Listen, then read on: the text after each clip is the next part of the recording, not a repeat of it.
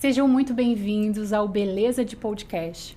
E hoje eu tenho a honra de trazer aqui comigo uma pessoa que eu sou super fã, que é uma pessoa maravilhosa, representa muito no mercado de beauty, Fernando Torquato, Oi. Beauty Artist, CEO do Fernando Torquato Estúdio e fotógrafo.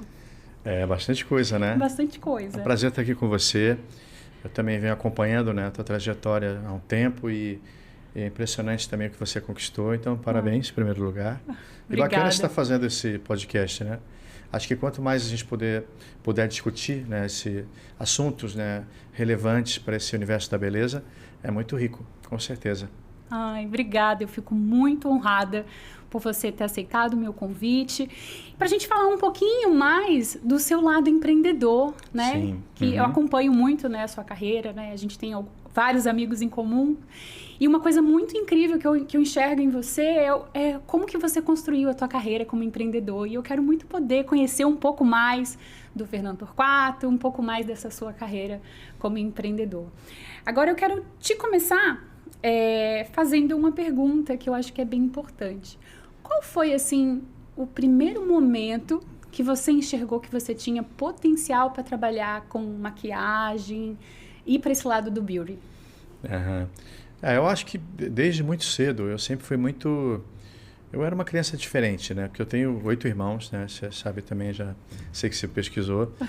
E a maioria homens, uma mulher só. E a minha mãe era muito vaidosa, era muito ligada, né, a esse universo de atrizes, atores de Hollywood, e gostava muito de moda. E a minha irmã não era tão próxima dela, né? Minha irmã era mais surfista, era o outro lado, né? E eu ficava acompanhando minha mãe, percebendo aquela vaidade dela, e ao invés de jogar futebol, por exemplo, eu ficava muito mais perto da minha mãe, eu era um dos mais novos, e muito cedo eu entendi que aquele mundo que ela se encantava também era o mundo que eu iria me encantar, né? E meu pai tinha como hobby a fotografia. Então, eu acho que eu sou exatamente um subproduto dos desejos da minha mãe, né? Do que inspirava a minha mãe e do que meu pai tinha também como momento de relaxamento. E daí para frente, eu acho que como um curioso, né? Toda vez que ela ia no salão, eu ia junto, eu observava a forma como os cabeleireiros trabalhavam, os maquiadores, a fotografia meu pai foi me ensinando. E eu te falo de fotografia porque quando eu comecei a fotografar, já nessa época, 10 anos de idade, 11 anos de idade, eu já vi o resultado da foto e percebia que estava dando certo alguma brincadeira ou outra que eu fazia com minha mãe. Então, acho que desde muito cedo eu senti que eu tinha uma habilidade, né? Uhum. Agora, óbvio que depois, só na faculdade, os trabalhos de faculdade, eu fiz comunicação visual, era design, a gente tinha fotografia, tinha uns trabalhos que a maioria das pessoas fotografava garrafas de vinho, instrumentos musicais, e eu gostava de fotografar as minhas colegas de turma.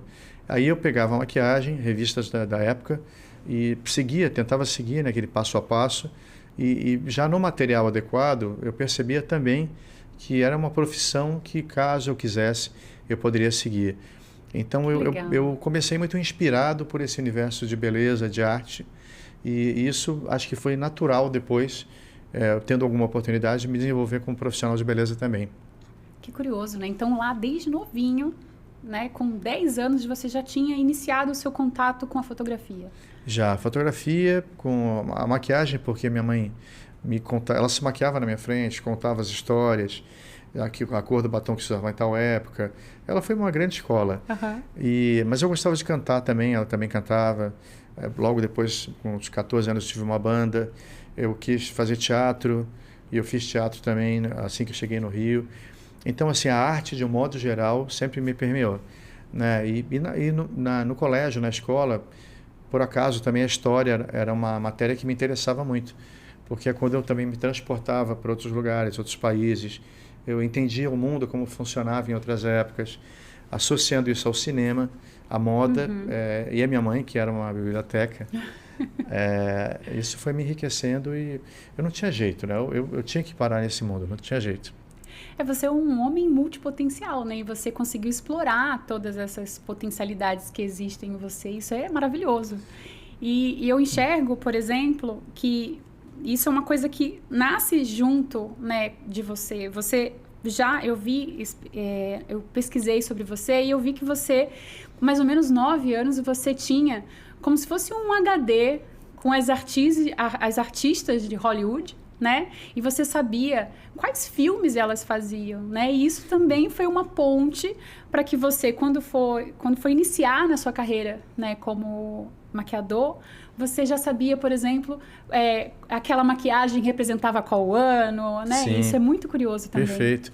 Porque eu comecei a trabalhar nos anos 90, né? Bem na época das supermodelos, Linda Evangelista, Naomi Campbell e Cindy Crawford, enfim. Em 94 foi quando eu fiz o meu primeiro trabalho. E era essa época das supermodelos, tudo era muito glamouroso. E na última década do século passado, a moda revisitou todas as décadas anteriores. Exatamente como um resumo, né, daquele século. E, por sorte, eu detinha, assim, no meu imaginário, todas aquelas épocas. Porque eu via todos os filmes, eu acompanhava com minha mãe, eu sabia o nome das atrizes. Como você disse, né? Com 9 anos eu fiz uma lista com 180 nomes de atrizes. Uau. E com 2 filmes do lado, pelo menos. Então isso foi perfeito, porque eu fui aprendendo a maquiar cada vez mais, porque eu acho que qualquer coisa manual tem um exercício, né? Quanto mais você faz, mais você aprende, né? Você se embasa, óbvio, da parte técnica, mas eu acho que as horas de voo para um piloto é o tempo de mão ali que você tem né? Em algum projeto de rosto, algum desenvolvimento de maquiagem. Isso eu fui crescendo, mas eu já sabia o que eu tinha que fazer. Então, quando vinha uma produtora de moda, na época, e falava, eu quero uma coisa meio Brigitte Bardot, eu não precisava ver foto nenhuma, que eu sabia exatamente onde era a pinta, como era o delineador, e isso surpreendeu muito esse pessoal de moda naquela época. Falei assim, nossa, o Fernando sabe tudo e tal. Então, eu acho que eu dei sorte, né? Porque ao invés de eu, sei lá, aprender outras coisas, eu aprendi sobre isso quando era garoto.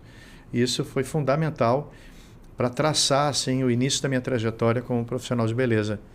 E talvez, por eu ser tão múltiplo, desde muito garoto, ao mesmo tempo que eu me sentia muito poderoso, eu me sentia meio inadequado. Você sente meio estranho, né? Porque eu sabia coisas que outras crianças não sabiam. Então, acho que eu comecei a me olhar muito também de fora. Entender que o meu comportamento, como eu ia projetar aquilo, eu tinha que ser mais calmo, seu mais olhar tranquilo. Era diferente, né? E eu consegui entender que eu era diferente. Então, que eu tinha que chegar devagar, eu tinha que tomar cuidado, eu tinha que projetar a minha imagem de uma maneira e que eu pudesse ser quem eu era e mostrar tudo que eu sabia fazer. Então, acho que talvez tenha sido a minha primeira visão empreendedora, tenha sido com relação a mim, né? A minha pessoa. Que legal. Muito bom você trazer essa nuance, né? Porque a gente não enxerga, por exemplo, quando é que nasce o empreendedorismo dentro da gente. E, por exemplo, você contando a sua história, eu falo muito isso com as pessoas que eu conheço, quem eu trabalho, que às vezes a gente não entende o que a gente veio fazer aqui. Mas o nosso propósito ele já vai dando sinais pra gente, né? Quando eu era pequena, minha brincadeira preferida era brincar de salão de beleza. E aí, quando eu cresci, eu também fui trabalhar nesse segmento, né? Então, a gente começa a receber, né? Eu acho que isso é Deus mandando pra gente mesmo, né? Um pouquinho de né? Mostrando pra gente quem somos nós, né? O que a gente veio fazer aqui. E eu acho isso muito legal, porque eu consigo enxergar, né, na sua história que a sua trajetória já começou ali, desde novinho. Né? Desde novinho. Foi uma questão de uma manifestação, né, artística, e que depois eu fui pensando em qual daquelas minhas habilidades ou de tudo que eu gostava que era mais adequado ou era mais fácil para formatar também, né? Porque quando você é muito criativo também é um problema, porque você tem que objetivar a tua criatividade. Eu acho que também o grande desafio de um profissional de beleza, hoje em dia, então, que você tem tanta informação, porque na minha época não, você comprava uma Vogue Itália, uma Vogue América, você não tinha internet, você não tinha tantas revistas, quando vinha eram muito caras, então você tinha que estudar, mas era uma coisa mais objetiva.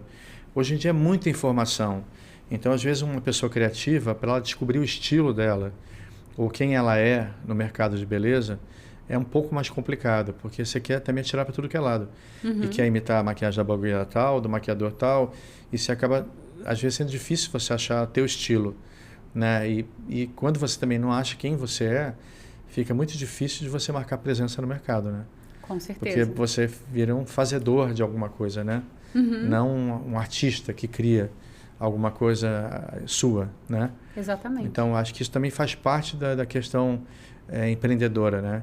Você entender que você pode ter milhões de referências, mas você tem que achar aonde você se encaixa melhor para desenvolver uma linguagem e, através dessa linguagem, você sensibilizar o mercado, a tua clientela e criar um padrão. E você criando esse padrão, você cria um nome no mercado, né? Então, acho que é uma combinação. Eu, pelo menos, né? Depois de quase 30 anos, eu continuo muito inspirado e curioso, mas estratégico. Acho que é uma combinação de uma inspiração eterna, né, e estudo, óbvio, com a estratégia, né? Porque também sem estratégia a gente não chega em lugar nenhum. Com certeza, com certeza. Uma coisa que eu estava pesquisando sobre você é que, por exemplo, no meu caso, eu te conhecia como maquiador, né? Sabia que você, enfim, tinha todo o seu multipotencial, mas eu nunca tinha visto ainda, né, há bastante tempo atrás, o seu lado como fotógrafo. E um dia eu tava olhando, assim, não lembro o que era, mas eu acho que eu vi uma foto, eu falei, nossa, o Fernando também é fotógrafo, e ele é muito bom como fotógrafo também, caramba, como é que pode uma pessoa conseguir expressar tanto o lado artístico dele tão bem em coisas tão diferentes, que apesar de ser muito parecidas, né, um trabalho complementa o outro, mas são coisas totalmente distintas, né? E aí tem uma coisa que eu achei muito curiosa, que eu queria que você contasse aqui, né? Porque a gente vai estar falando com várias empreendedoras e empreendedores, né? Do lado, né? Que pode ser do mercado beauty, maquiadores, que estão aqui porque se inspiram em você, né? Mas uma coisa que eu queria muito saber é como que você... que você contasse um pouquinho a sua história com aquela revista que você...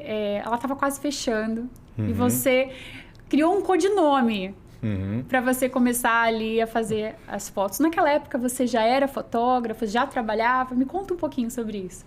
Não, tá vendo? Essa história é engraçada. Porque, por isso que eu te falo, que eu sempre fui meio diferente, né? Então, eu sempre tive muita noção de onde eu estava pisando para que eu pudesse continuar a caminhar, né? Eu acho que, de modo geral, eu falo que assim, que na vida, todo mundo que tem... que você tem muita criatividade, ou você é muito expansivo, você se expressa demais, ou você até fala demais, as pessoas se assustam, né? Então eu percebi desde cedo que tudo tem que ser muito suave, né? Você se impor de uma forma suave, né? Quando você tem muito a dizer, porque é uma maneira também de as pessoas não te incomodarem nessa tua caminhada, né? Porque a gente vai ter oposição, vai ter gente que não vai gostar, tem gente que, enfim, não vai torcer por você. Não vai concordar com o que você diz ou faz. Então, sempre que você procura ser mais discreto, silencioso, ter pouquíssimos parceiros na tua vida para dividir, né, a tua verdade e teus ideais, é melhor para você caminhar. Ponto número 1.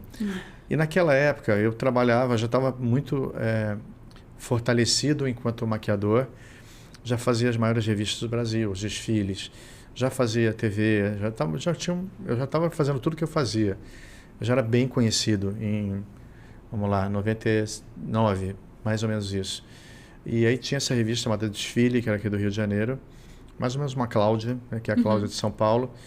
E essa revista também era icônica. E teve um problema, né, da Block Editores, um problema da Block, e a revista começou a decair e não tinha mais dinheiro para nada. E eu tinha assinado meu primeiro contrato com a L'Oréal. Eu fui o primeiro contratado por uma multinacional, né? Acho que a L'Oréal comigo a gente inventou isso. E eu estava ganhando bem. O que eu resolvi fazer? Um amigo meu produtor, né, que fazia todas as fotos, a produção das fotos, eu falei, olha, ninguém precisa saber, mas eu posso pagar o avião para as modelos virem de São Paulo. Eu pago para revelar as fotos, eu pago o tratamento das fotos, eu posso te ajudar a fazer a produção, te dar uma ajuda de custo. Ou seja, eu bancava a produção toda e trazia as melhores modelos de São Paulo. E quando elas chegavam, porque o Fernando Torquato, meu nome é artístico, mas meu nome é Luiz Fernando Torquato da Silva. E eu não conseguia mentir muito, então eu inventei Luiz Silvani, porque Silva também ficava meio sem graça. E quando elas chegavam, tá bom, eu queria conhecer quem é o Luiz Silvani, os modelos já me conheciam. Eu falei, você não pode contar para ninguém, mas o Luiz Silvani sou eu mesmo. É que eu não podia falar, porque senão iam deixar de trabalhar comigo, os fotógrafos, você sabe como é que ia ser. E, enfim, iludido eu que qual era a melhor fofoca quando ela chegava em São Paulo. O Luiz Silvani foi na Torquato, não sei o quê. Então, mas eu achava que estava protegido. Mas foi incrível, porque eu tive um aprendizado maravilhoso. Trabalhei com todas as melhores modelos que você imaginar da época. E dali para frente, nunca mais eu deixei de fazer nada, né? Porque eu também... eu sempre fui muito correto, né? Eu acho que ninguém é perfeito, mas eu sempre fui muito correto com as pessoas, com o trabalho das pessoas, sempre fui justo. Então, acho que quando você é correto, você não tem que ter medo de nada.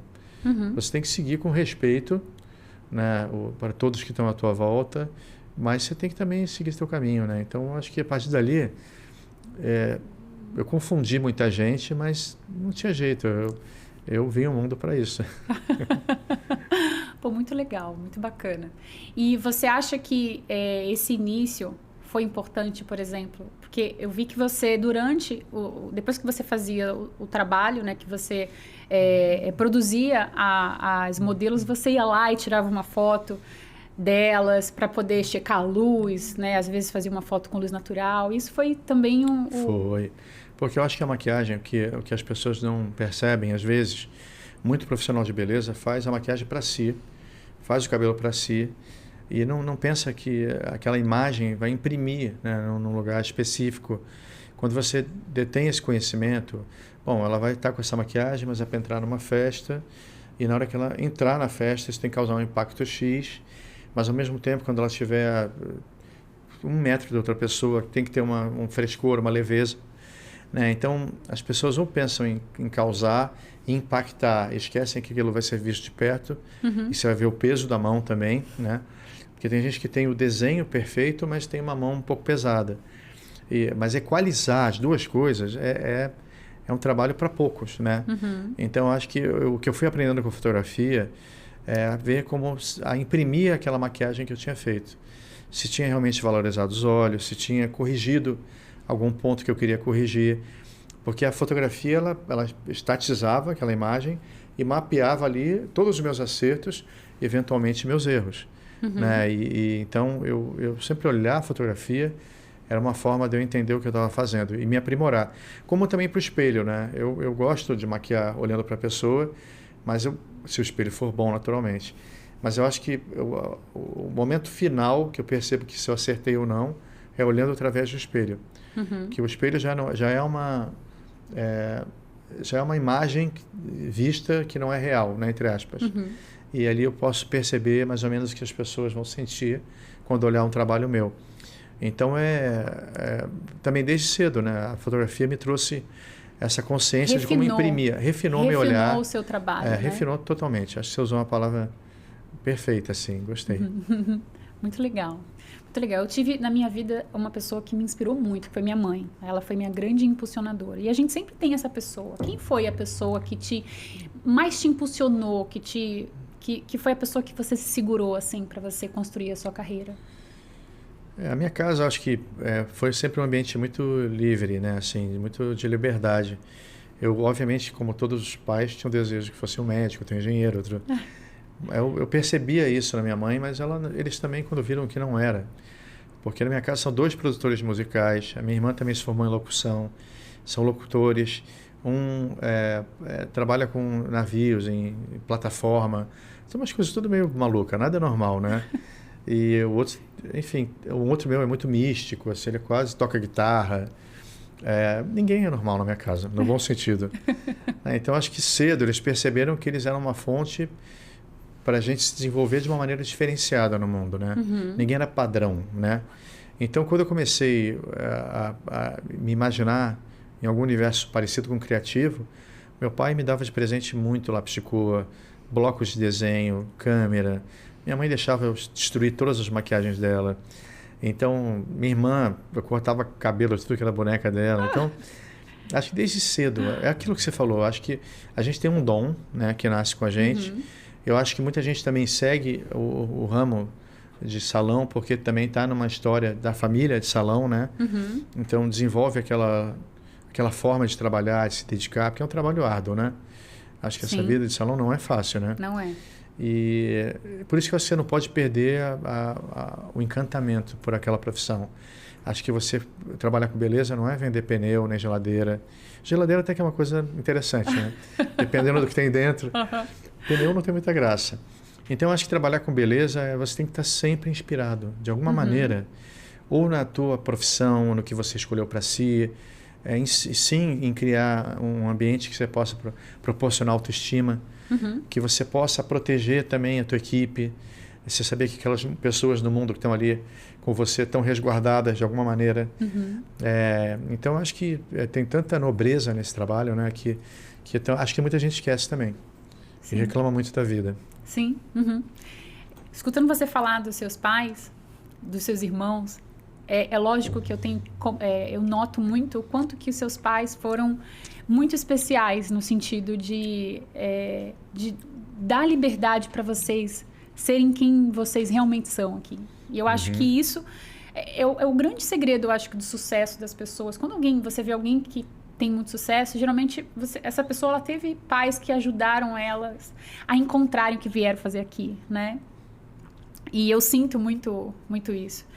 E qual é, por trás do teu trabalho, o que é o real propósito por trás? Por que você levanta e vai, por exemplo, maquiar uma pessoa quando você vai fazer algum trabalho? Qual é o propósito por trás disso? Eu acho que o propósito número 1, óbvio, que é a harmonia, né? Que é criar uma harmonia no rosto, você potencializar uma autoimagem, às vezes, não tão reforçada de alguém, né? Porque eu acho que quando você... talvez assim, dar poder para as pessoas, né? Se eu fosse traduzir numa frase, empoderar mesmo, dar poder para quem eu estiver maquiando. Isso é o número 1. Eu acho que o segundo é entender, né? O poder eu acho que está associado a você saber que você pode muitas coisas. Que você é possível para você alcançar um estado de beleza que ele vai além de regras ou de tendências, né? Que a beleza está ela é única, né? Ela está naquela pessoa. Eu acho que, graças a Deus, também o mundo está disseminando muito isso agora. Antigamente era muito escravizante, né? Digamos, esse universo da beleza. Hoje em dia é muito mais diverso, muito mais rico, muito mais plural. Então, a gente vive num momento que qualquer mulher pode, sim, acreditar em si, né? Porque não vai fazer diferença a idade dela, o tamanho dela. Hoje em dia, tudo é possível, né? Então, acho que dar esses recursos para as pessoas poderem se sentir poderosas. Acho que isso é o número 1. Eu acho que a harmonia está ligada a isso, né? E quando eu falo de harmonia, não é só visual. É harmonizar, porque quando você se sente bem, segura, bonita, eu acho que você aprende a ser mais generosa com o mundo, com as pessoas, né? Eu acho que normalmente quem é inseguro, quem é mal resolvido, normalmente aquele que agride, né? Que aponta o dedo. Então, se a gente tem mais gente empoderada no mundo, eu acho que vai ter mais gente generosa também, né? E gente ajudando outras pessoas a saírem daquele estado em que ela possa ter esse sentido em algum momento, né? E eu acho que eu vi um filme muito bobo, que é Dirty Dancing, que é um filme de anos 90, se não me engano. Eu não sei nem o nome em português. Mas era o Patrick Swayze, a menina que dançavam e tal. Ele era pobre, ela era rica. Alguém falou, o que ele veio fazer? A irmã dela, o que ela veio fazer? Ela veio decorar o mundo. Mal ou bem, eu acho que eu tenho esse olhar de diretor de arte, né? Então, tudo que eu puder fazer ficar mais belo, e belo no sentido mais abrangente, né? Eu acho que essa é a minha missão, é pelo que eu acordo mesmo. Para transformar tudo, de uma forma geral, por fora, né, e por dentro, se possível, numa coisa mais bela, né? Que legal. Porque o fora, as pessoas acham, né, que o fora às vezes é supérfluo, né? Mas não é. Quando a gente organiza o que está fora, a gente começa a organizar dentro também, né? Óbvio. E muita gente, às vezes, ela não tem a consciência dessa força dela interior, do empoderamento dela. E ela precisa desse externo, né? Então, é muito gostoso. Eu também amo poder trabalhar e empoderar outras mulheres. Hoje eu não estou mais atendendo, mas a minha jornada nesse lugar de estar ali dando suporte é algo realmente que não tem preço. É muito transformador, né? Para elas e para a gente, Para a gente, né? é óbvio, imagina, quando alguém... né, E também o que eu falo, porque nem todo mundo é fácil, né? A gente está falando como se todo mundo fosse maravilhoso. Mas não é, tem gente que é muito difícil. E também quando eu consigo domar aquela pessoa, eu adoro, né? Porque você vê que você conseguiu domar também uma energia errada, que pelo menos se você conseguir transformar aquilo naqueles minutos que aquela pessoa... Eu falo isso muito porque eu trabalho com muitas atrizes, novela, né? Então não é uma coisa muito fácil, porque talvez, acho que existe vaidade em qualquer meio, mas digamos que existe uma licença poética e muita gente que está em volta colabora para piorar aquela situação. As equipes, né, quem está em volta ali, muita gente se valoriza sendo, eu vou usar o termo que eu não gosto de puxar saco, mas sendo muito servil, né, outra pessoa. E eu sempre tentei neutralizar, por exemplo, um ambiente como esse, que seria mais difícil, tratando todo mundo igual, né? Eu acho que desde a camareira, quem trabalha ali num papel super pequeno, o elenco de apoio, eu tratar com a mesma importância que uma estrela da novela. Porque isso era uma maneira, porque isso era uma maneira de eu também tirar aquela concentração de atenção para uma pessoa e distribuir por outras pessoas também, né? Isso tornava o ambiente menos... O que a pessoa... Está acabando a água dela. Olha, sei lá, saiu um fio aqui. Então, eu tentei minha vida inteira. Quando eu percebi que talvez o ambiente mais difícil de deslizar ali seria esse ambiente artístico. Porque existe isso, essa corte né, em volta do famoso, né? E eu também percebi logo que eu deveria me dar mais importância. É uma outra coisa, né? Eu falei, bem, mas espera aí, quem é que deixa essa pessoa bonita? Eu acho que todo mundo aqui faz falta nesse ambiente, né? Todo mundo é importante nesse ambiente. Então, eu também vou me colocar de uma forma mais importante, que acho que tem a ver também com o tal do empreendedorismo, né?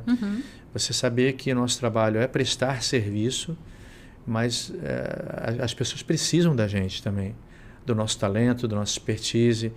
Então, essa autovalorização e, às vezes, até tomar uma atitude um pouco mais firme é necessário também para a gente mapear a nossa trajetória. E eu lembro que em TV eu tive que fazer muito isso.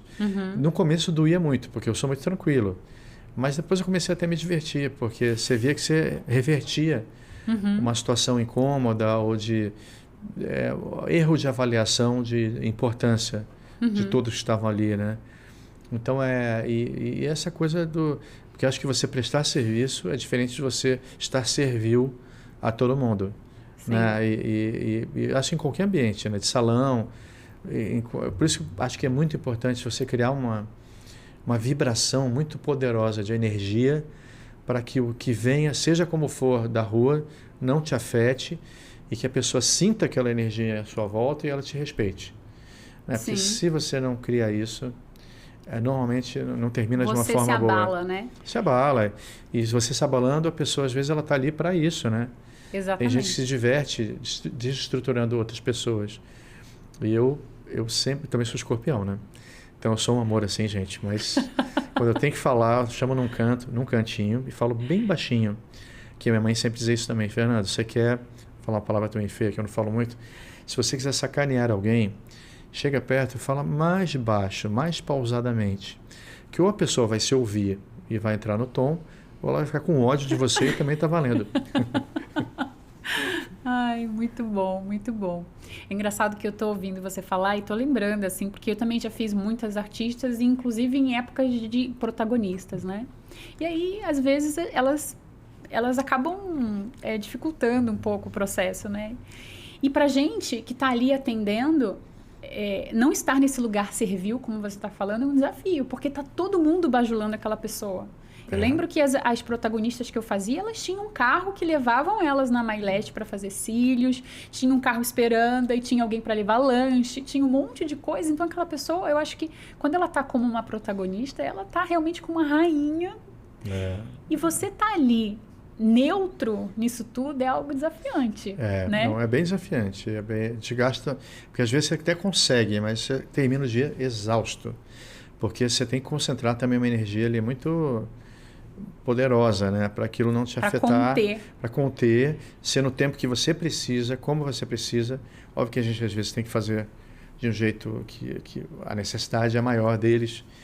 Mas eu criei grandes amizades porque algumas entenderam com quem estavam lidando rápido, e outras eu também soube falar de uma maneira muito delicada e construtiva, e elas também entenderam rápido e tudo ficou bem.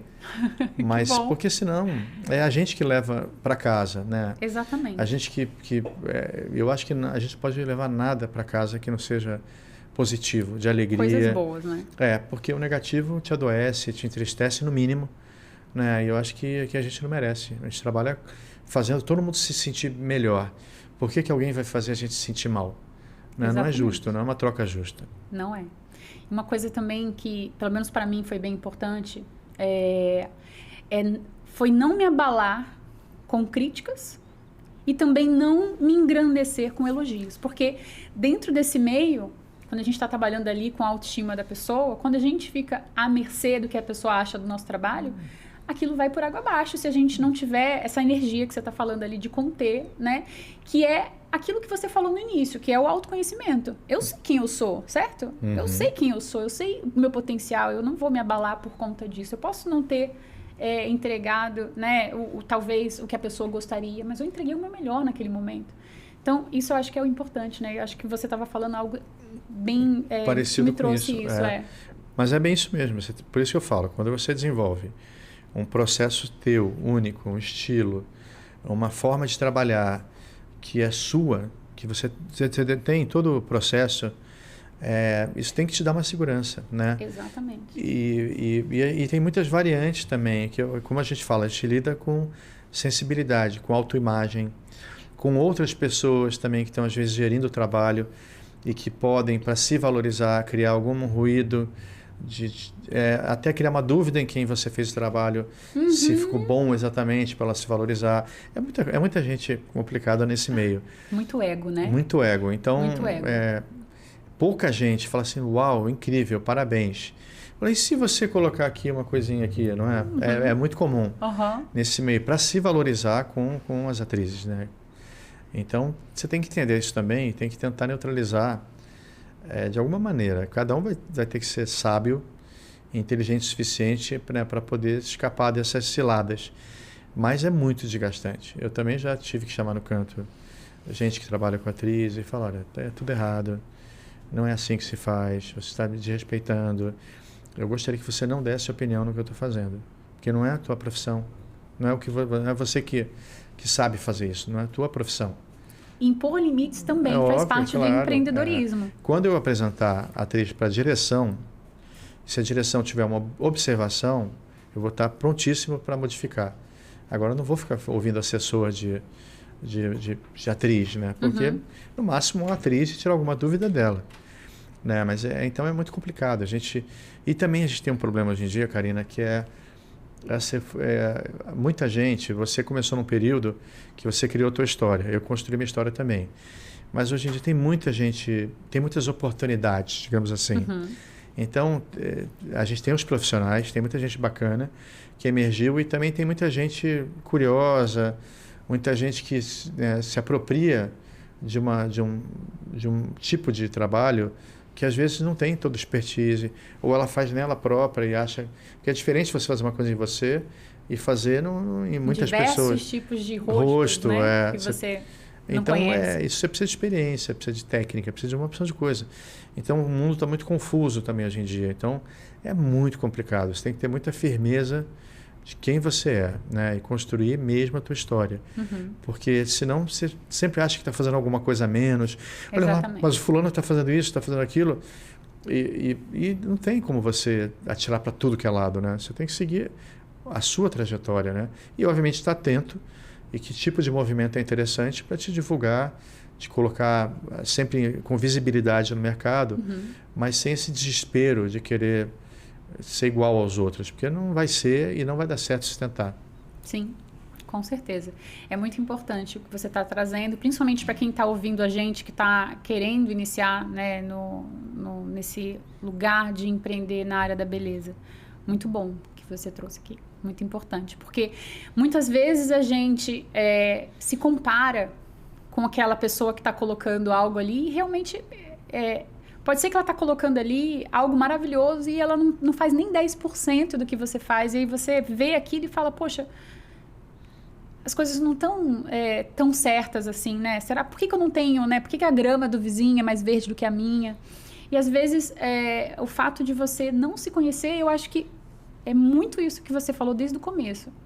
Quando você se conhece, você sabe quem você é e sabe suas potencialidades e suas habilidades. Quando chega um momento desse de se comparar, você não se compara. Não tem que comparar, porque você não tem como comparar a sua trajetória, né, com a de outra pessoa. E outra coisa, eu acho que o mercado em si, sobretudo por conta da rede social, ficou muito vulgarizado. Exatamente. É um termo que eu tenho que usar porque é verdade. Então, eu não tenho vontade de ser aquela pessoa, entendeu? Por mais que ela tenha acessos, números, engajamento, né, que é a palavra do momento, né? Eu não tenho vontade de ser aquilo. Eu tenho muito orgulho de quem eu sou, né? E o meu caminho, obviamente, enquanto empresário, eu quero atingir um número X, né, de pessoas, de clientela, que isso faça sentido eu ter um negócio. Sim. Né? Mas como profissional, como nome, como marca, eu não quero ser para todo mundo, entendeu? Porque eu caminhei até aqui para os que têm uma percepção mais apurada, para quem tem bom gosto, para quem tem um refinamento, a palavra que você usou. Então, eu não tenho vontade. Aquela audiência também não me pertence. Então, eu não posso querer uma coisa que não me pertence. Muito bom, muito bom. E a gente falou aqui bastante sobre artistas. Me conta quem foi a primeira artista que você atendeu, assim, como é que foi? A primeira artista que você maquiou? Ixi, deixa eu lembrar. Artista, deixa eu ver. Provavelmente algum desfile de moda que eu fiz alguma artista. Acho que a primeira mulher que eu vi incrível assim, que eu achava ela incrível, eu acho ela incrível, até hoje eu amo, é a Luísa Brunet. Eu fiz um desfile de moda praia, eu lembro que era tudo meio anos 60, eu fiz uma coisa linda assim, e ela ia fechar o desfile. E quando ela chegou, eu achei ela a coisa mais incrível do mundo. Porque eu vi ela desde garoto também, não que ela seja, né, eu tenho 50 anos, acho que ela tem 58, 9, mas ela era mulher, eu achava ela incrível, porque eu acho que ela tinha aquela representação de brasilidade, né? Tinha a Xuxa de um lado, que era incrível também, e tinha a Luísa, que era a brasileira, assim, né? Meio índia, meio... E ela, quando chegou, ela era luz. Além de ser linda, ela era incrível, super tranquila para maquiar com alguém que ela não conhecia. Então, ela marcou de um jeito muito positivo, assim. E eu lembro que foi a primeira vez que eu fiquei meio assim com uma mulher que era de mídia, né? Conhecida. Aí depois foi indo. Acho que depois fiz Cláudia Hanna, fiz a Luísa Tomé, que era uma atriz. Isso tudo era uma revista chamada Interview, que existia nos anos 90. Bem, já existia há muito tempo. E as capas eram sempre mulheres famosas. Eu fui fazendo e depois fui achando normal. E não tive pouquíssimas pessoas eu encontrei, como a Xuxa, por exemplo, que você fala, meu Deus do céu, né? Que coisa... É a Xuxa. É a Xuxa, não tem jeito. E demorou para eu também trabalhar com ela, deu tudo errado. E conta essa história, tô doida para saber. Não, foi assim. Como foi a história kármica? Era um desfile. A primeira vez era um desfile, aí ela ia desfilar e eu ia maquiar. Mentira, a primeira coisa foi uma capa de revista. Dessa revista Desfile, que depois eu vinha a meio quase patrocinar a revista. Eu fui para Casa Rosa, a famosa Casa Rosa, num domingo, era um feriado. Levei material, porque do Leblon até lá era muito longe naquela época. Hoje em dia não, né? A gente vai daqui para cá, é tudo perto, né? Mas naquela época, para quem morava no Leblon, ou Ipanema, não lembro, era muito longe Casa Rosa. Vargem Grande, pequena, né? E eu lembro que eu também tinha acabado de entrar na L'Oréal como maquiador exclusivo, Maybelline. Aí eu preparei uma maleta para ela, tudo lindo, cheio de produto, com meu nome na maleta. E eu já estava bem, estava super bem no mercado já. E aí cheguei lá, quando eu vejo, tem uma outra maquiadora arrumando uma bancada assim do lado. E eu falei, tem alguma coisa estranha aqui. E era um maquiador de São Paulo, que eu conhecia também já. E aí eu fui olhando, aí quando eu percebi que estava muito estranho, que ele começou a arrumar muito, eu falei, bom, só tem uma pessoa e tem 2 maquiadores. Um dos 2 está no lugar errado, provavelmente sou eu. Porque se ele está aqui e veio de São Paulo, não é possível que eu tenha errado tanto com ele. E aí cheguei lá, fui discretamente, fui até o diretor da revista e falei, Roberto, está acontecendo alguma coisa muito estranha. Eu acho que... Ele falou, não, mas a gente bucou você, mas eu acho que ela, a equipe dela bucou o tal do maquiador, que era o Mauro Freire na época. E eu falei, bom, então eu tô aqui sem ter que estar aqui. Eu tenho que sair daqui. Eu falei, você acabou com a minha vida. Você não pode nem imaginar quanto estou frustrado, deprimido, triste. Aí fui arrumando minhas coisas bem devagarinho, pedi para outra pessoa ir fechando tudo. E aí na hora de ir embora, só que eu chamei um carro. E aí falei para esse menino que estava ajudando na produção, eu falei, olha, quando acabar tudo, você pelo menos entrega essa maleta para ela, que tinha uma carta, um bilhete, tudo, e fui embora chorando, obviamente, de vagem pequena, grande, média, até o Leblon. Chorando. Chorando mesmo, chorando, caindo lágrimas, assim, lágrimas, que eu já sou meio dramático faz também. isso, essa energia, assim, né? Porque eu falei, que coisa horrível, né? Que mico, né, também. Todo o constrangimento. Não era só não ter feito a Xuxa, era o constrangimento em si, né? E aí cheguei em casa e tal, era secretária eletrônica ainda, né? Aí quando eu ligo a secretária eletrônica, assim, Fernanda, aqui é a Xuxa, aquela vozinha dela. Então eu soube que você esteve aqui, poxa, que chato que a gente não conversou mais, mas eu quero muito te conhecer. Amei o presente, a Sasha já está brincando com as coisas, tinha acabado de... Era bem pequenininha a Sasha, tinha 1 ano e pouco. E aí eu falei, pô, que legal, pelo menos foi, aquilo já foi um conforto no coração, né? Ela ter mandado uma mensagem. Depois eu no desfile também, arrumei toda a bancada, quando chegou maquiada. E aí finalmente teve uma campanha em São Paulo que ela me chamou, eu falei, bom, não é possível que esteja errado. Eu peguei o avião, fui lá para lá. Aí quando ela me viu, ela falou assim, bem-vinda à minha vida, bem-vindo à minha vida. E a gente trabalhou algumas vezes, boas vezes, em coisas muito bonitas. E sempre foi muito agradável. Ela é uma pessoa muito querida, me deixava fazer tudo, ela vibrava com as perucas, com tudo. Então, foi muito bacana. Aí depois, há um tempo, a gente não faz nada, mas foi muito legal. Eu tenho muito, muito carinho por ela e tive momentos muito bacanas e tem fotos lindas, né, dela. Quem tem, assim, o privilégio de ter contato com ela, é algo assim, realmente... Primeiro porque ela tem a grandiosidade que ela tem, né? A gente sabe o tamanho dela. E ela faz igual você falou, né? Ela trata todo mundo igual. Cansei de atendê-la, né, na casa dela. E ela me leva pra cozinha pra poder comer. E ela fazia brigadeiro, porque eu sou vegetariana, né? Aí ela fazia, fiz brigadeiro pra você. A Xuxa enrolando um brigadeiro pra me dar. Olha que coisa, assim. Como é que você vai imaginar, né? Inacreditável. Ela realmente é muito especial. Como ela simplifica o ambiente, né? Quando ela faz todo mundo ficar à vontade, como ela colabora para tudo dar certo, né? É uma energia muito de luz, assim, né? Sem aquelas exigências que a gente enxerga nesse mercado, né? A gente vê pessoas que estão começando agora, Nossa, né? não. Super exigentes. Ela tá tudo bem, tá tudo ótimo. Não, todas as vezes foi incrível, porque sempre era na casa dela, né? No estúdio na casa dela. E com todo mundo, com o meu motorista, com todo mundo que trabalhava comigo, ela era gentilíssima e viva, alegre, né, com todo mundo e vibrava com o trabalho. Não, realmente é uma pessoa muito especial. É mesmo. E você já teve alguma coisa, assim, na sua vida que você considera que foi um fracasso, assim, que você não ficou feliz de ter acontecido? Eu acho que, assim, eu acho que sempre o que eu tento muito é me comunicar com as pessoas. Na realidade, eu sou muito profundo, assim, né? Acho que o escorpião também tem como característica essa questão de ser profundo. Nada para mim é à toa. Se eu tô aqui, eu tô aqui. Vim conversar com você, eu vou falar tudo que tem que falar.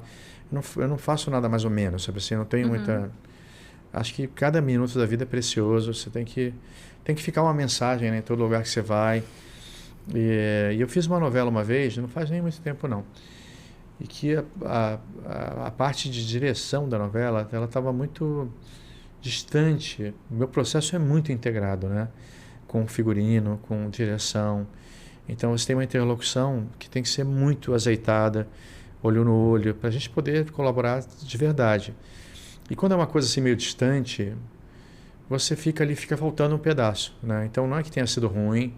Eu não tive nem nada negativo, no sentido de que não tenha sido valorizado ou bem tratado, mas a direção era muito distante, assim, não tinha essa conexão.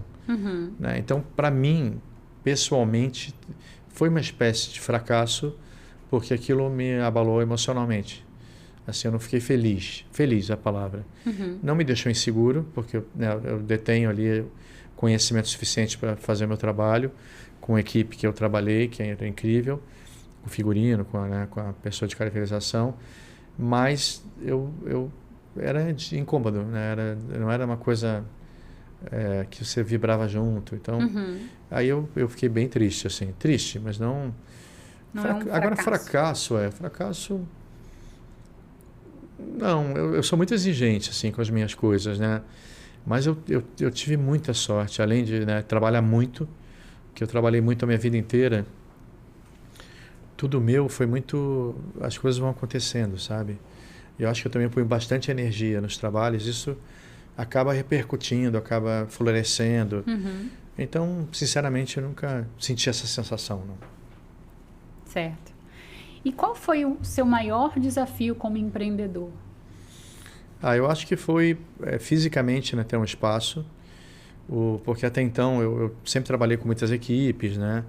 Tanto equipe na Globo, como equipe para trabalhos grandes, desfiles. Você às vezes monta uma equipe com 20 pessoas e sempre foi muito bom. Mas acho que mas era tudo pontual, né? Você levava para um ambiente neutro, você estava ali com aquelas pessoas, era uma alegria. Agora, o fato de você estar dentro de um lugar 7 anos, basicamente com as mesmas pessoas, é um relacionamento que extrapola qualquer coisa, já vira família, com suas qualidades e seus defeitos. Com certeza. Então, acho que o maior desafio é você tem que sempre manter as pessoas inspiradas, e que para mim não era difícil, porque a minha vida, né, eu me mantenho inspirado, mas é quase como se você tivesse que educar as pessoas, como se fosse pai mesmo, né? Assim como família, você educar para mostrar o que são os valores reais da vida, né? Eu acho que o profissional de beleza, às vezes, ele é muito independente, né? Ele tem um pensamento independente, ele tem uma energia, né, que é independente. Então, acho que, às vezes, o senso de equipe ele é muito pouco comum nesse meio, né, de colaboração, de equipe. Então, acho que a coisa mais difícil para mim é você manter um time coeso, que vista a camisa, né, que entenda a importância da colaboração dele ali. E, obviamente, que ele vai ter tudo de melhor se ele puder dar o melhor dele, né? Eu acho que eles confundem muito, né? É muito que venha a nós ao vosso reino, mas não fazem a sua parte, né? Em muitos casos.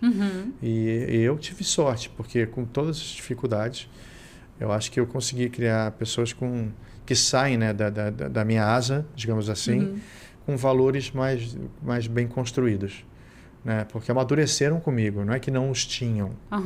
Né? Que eu acho que quando você vai para a vida, você começa a criar teus próprios códigos. Sim. Né? E se defender e às vezes ser injusto. Né?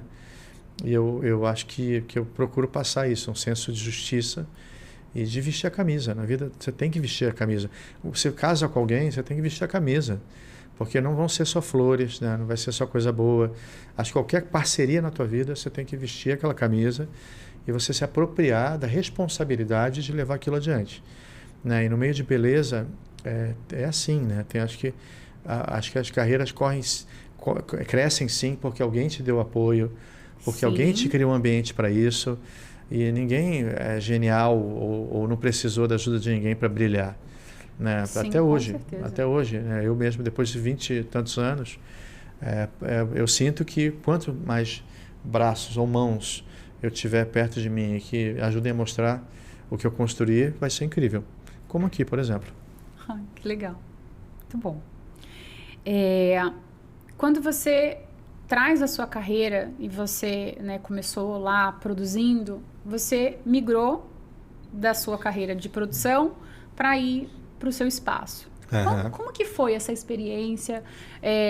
Qual foi a sua primeira experiência como empresário mesmo ali, de ter um espaço, ter equipe? Como foi? Não, foi muito bacana, assim, porque, mal ou bem, é a materialização de um sonho, né? Acho que quando a gente tem uma carreira freelancer, você está lá, está aqui, né, em tudo que é lugar, acho que você construir um espaço teu, acho que não só fortalece teu nome no mercado, mas também você se situa consigo mesmo. Você fala, caramba, eu tenho um espaço que é meu. Isso te dá uma outra responsabilidade, dá uma outra visão também da tua trajetória. Você vira uma marca, né? A gente pode ser uma marca independente de ter um espaço físico, mas eu acho que você consolida a questão da tua marca se você tem um espaço físico. Fica mais evidente. Né? E aí vem responsabilidades e, obviamente, coisas boas. porque como um nome mais forte, como empresário, empreendedor, isso me abre uma série de leques, né, de outros relacionamentos, outras parcerias com empresas, com pessoas físicas, até com o meio artístico. Aí compor equipe, né? Compor equipe, porque num espaço boutique como era o meu, principalmente, eu acho que cada espaço tem sua dificuldade singular, né? Mas no meu, que era um espaço boutique, realmente cada profissional tinha que ter um mood parecido comigo, tinha que ter uma vibe, pelo menos similar, valores, para que na minha ausência pudessem me representar da maneira adequada. Porque a sua energia precisaria estar ali ainda, né? Então eu não acredito em você padronizar ninguém, mas eu acredito de você ter regras sim, você ter uma forma, o que se pode e o que não se pode fazer num lugar. Principalmente se ele representa o nome de uma outra pessoa. Então, acho que essa equação entre responsabilizar e, ao mesmo tempo, dar liberdade para a pessoa ter a sua personalidade, acho que é a coisa mais difícil, né? Seja quem você é, mas respeite a minha história. Né? Então, são coisas que têm que caminhar juntas e, às vezes, elas não combinam muito bem, né? Uhum. Eu acho que... E a parte, para mim, como eu nunca tinha tido salão, obviamente toda a parte administrativa, né? Que é muito chata, que é bem o oposto da parte artística, né? Eu acho que todos nós que trabalhamos com beauty temos uma certa limitação mesmo de afinidade. Eu acho que é o lado diferente do cérebro mesmo, sabe? É um mundo real demais e tudo é o que é, né? Não existe, né? Se a mecha está caramelo ou marrom dourado, né? Não, se o cílio está mais cheio... É o que tem que pagar, são os boletos que vêm, né, as comissões que chegam. Os impostos. Impostos, né, nem falo. Então, acho que essa parte de eu ter que me integrar nisso, porque também você tem que entender de tudo, né? Foi a parte mais chata, efetivamente. Uhum. Então, minha irmã, junto, obviamente, com a gente tinha uma consultoria, ela ficou com essa parte e acho que a coisa mais chata é isso mesmo, porque tudo bem que era meu estúdio, meu castelo, mas aquilo era um negócio. Eu tinha que ganhar dinheiro.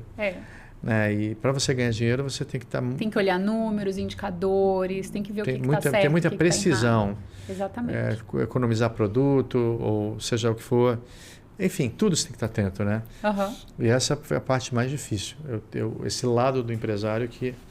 Realmente, até hoje, eu acho muito chato. Desenvolver o outro lado do cérebro. Eu também tenho essa dificuldade. Eu prefiro ter pessoas que me ajudem nesse lado. Sim, né? Sim, muito melhor. Mas a gente tem que olhar, né? Esse é um caminho importante para a gente poder crescer. É fundamental. Porque senão não dá certo também. Não dá. É o que eu falo, né? Porque senão a gente fica no mundo das ideias, na coisa linda, coisa artística.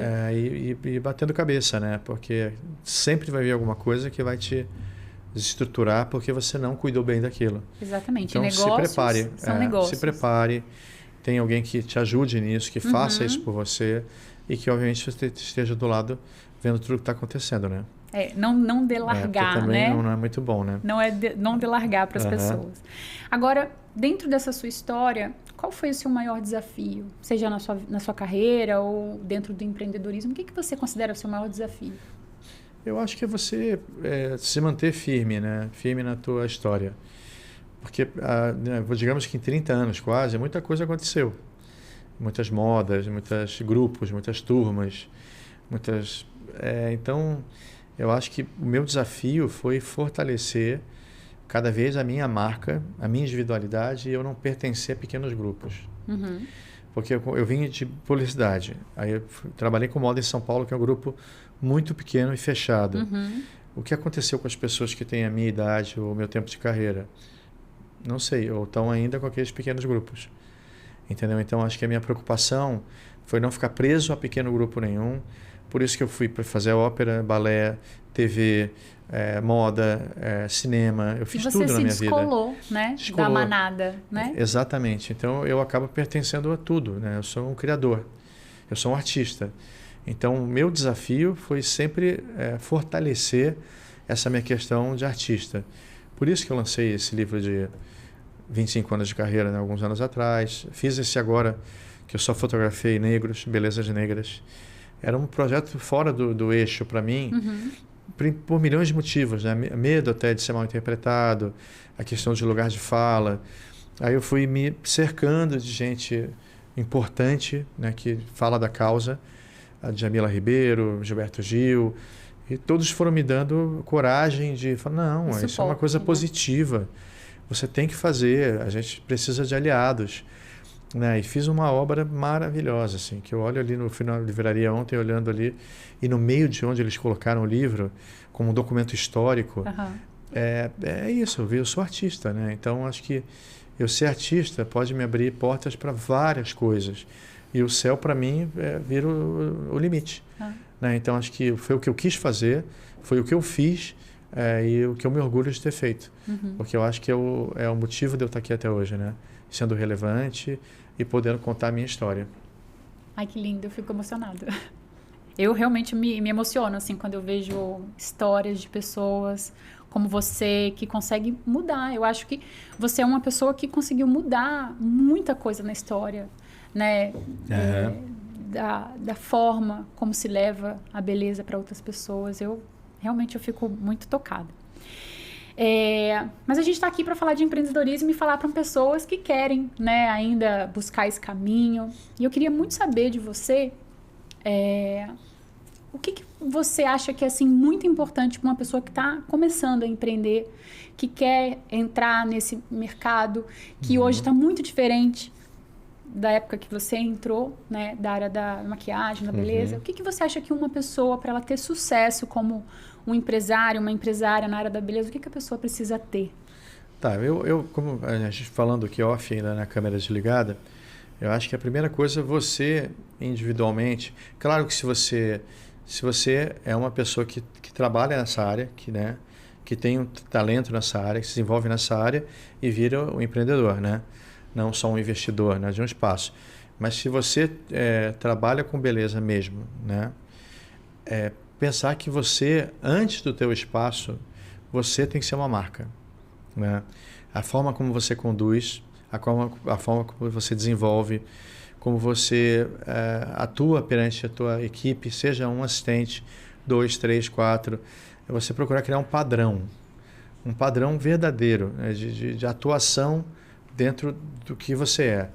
Né? Sua marca dentro do seu trabalho. Exatamente. É isso, né? Você saber quem você é, saber como você interfere, né, na vida das pessoas, o que você pode contribuir também na vida das pessoas. Isso eu estou falando que é uma coisa individual, desse auto-olhar, né, de você se enxergar.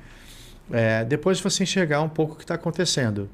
Né, porque eu acho que eu vejo muita gente que é criativa, tem uma mão boa, mas é totalmente desconectada com o contemporâneo, com o que está acontecendo no mundo. Ela adora uma sombra tal, ela vai colocar, mas não está nem aí.